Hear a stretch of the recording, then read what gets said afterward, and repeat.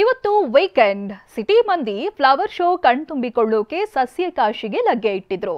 ಲಾಲ್ಬಾಗ್ನಲ್ಲಿ family ಸಮೇತ round ಹಾಕ್ತಾ ಮಸ್ತ್ ಎಂಜಾಯ್ ಮಾಡಿದ್ರು.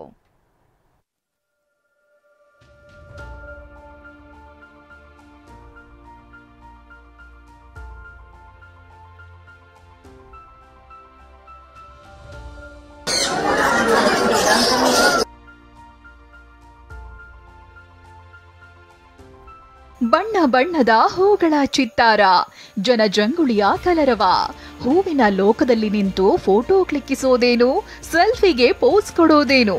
ಸೂಪರ್ ಸಂಡೇ ಎಂದು ಲಾಲ್ಬಾಗ್ನ ಫ್ಲವರ್ ಶೋನಲ್ಲಿ ಜನಜಾತ್ರೆಯೇ ಸೇರಿತ್ತು.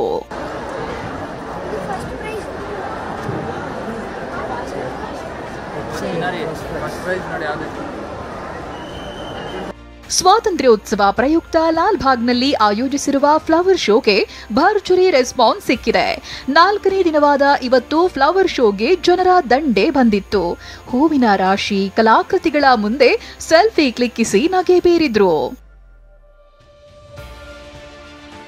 ಚೆನ್ನಾಗಿತ್ತು, ಎಕ್ಸ್ಪೀರಿಯನ್ಸ್ ಚೆನ್ನಾಗಿತ್ತು. ಎಲ್ಲ ಪಾಸ್ ಹಿಸ್ಟ್ರಿ ಆಮೇಲೆ ಎಲ್ಲ ಇನ್ಫಾರ್ಮೇಷನ್ ಸಿಕ್ತು. ಕಲರ್ಫುಲ್ ಫ್ಲವರ್ಸ್ ಇದೆ, ಭಾಳ ನ್ಯೂ ಫ್ಲವರ್ಸ್ ಇದೆ, ತುಂಬ ಚೆನ್ನಾಗಿತ್ತು. ಫ್ಲವರ್ಸ್ ಎಲ್ಲ ಕಲರ್ಫುಲ್, ಫ್ರೆಶ್, ಆಮೇಲೆ ವರ್ತ್. ಫಲಪುಷ್ಪ ಪ್ರದರ್ಶನದ ಜೊತೆ ಫಿಶ್ ಅಕ್ವೇರಿಯಂ ಸಹ ನಿರ್ಮಾಣ ಮಾಡಲಾಗಿದೆ. ವಿವಿಧ ತಳಿಯ ಜಲಚರಗಳು ಗಮನ ಸೆಳೆದ್ವು. ಇಂದು ಒಂದೇ ದಿನ 1 ಲಕ್ಷಕ್ಕೂ ಹೆಚ್ಚು ಜನ ಫ್ಲವರ್ ಶೋ ವೀಕ್ಷಿಸಿದ್ದು 50 ಲಕ್ಷ ಶುಲ್ಕ ಸಂಗ್ರಹಣೆಯಾಗಿದೆ. ಜನಜಾತ್ರೆಯಿಂದ ಲಾಲ್ಬಾಗ್ ಸುತ್ತಮುತ್ತ ಫುಲ್ ಟ್ರಾಫಿಕ್ ಜಾಮ್ ಉಂಟಾಗಿತ್ತು.